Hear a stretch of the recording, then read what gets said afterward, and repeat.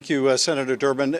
There was a central question in this hearing, and that central question was, who does Todd Blanche represent?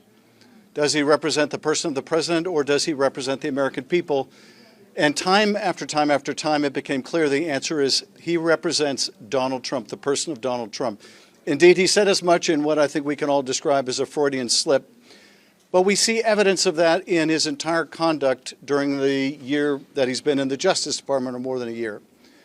If you look at some of the most egregious examples, you look at this slush fund agreement, this IRS so-called settlement that a court in Florida recently reviewed and found that there was no adversarial relationship between the parties.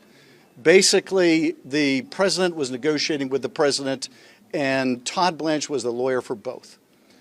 And we saw this when I asked the Attorney General, who wrote that IRS settlement agreement? Who wrote that one paragraph, broad, expansive, get out of jail free for tax crimes language? Who wrote that?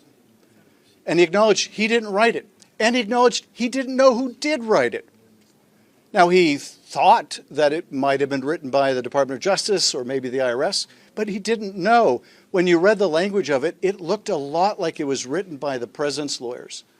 So you have Todd Blanche signing an agreement of unknown provenance that basically gives his former client, and I would say his current client, potentially $100 million of taxpayer money in tax liabilities and obligations he may have incurred.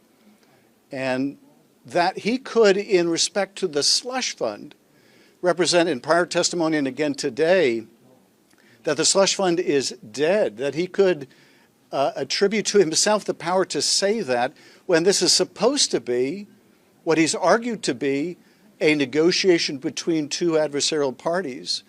How is it that he could speak for the other party if he wasn't on both sides of this transaction?